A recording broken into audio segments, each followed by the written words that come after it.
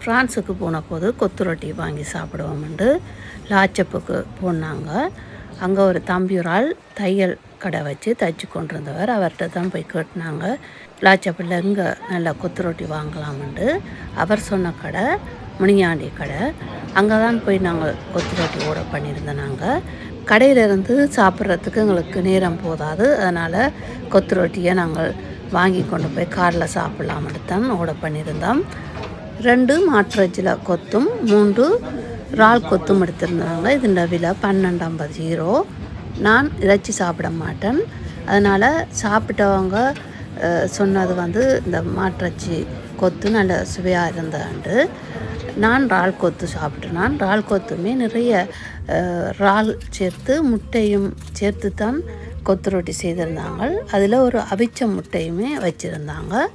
கொடுத்த காசுக்கு கொத்து ரொட்டி சுவையாகவும் நல்ல திருப்தியாக சாப்பிடக்கூடியதாகவும் இருந்தது.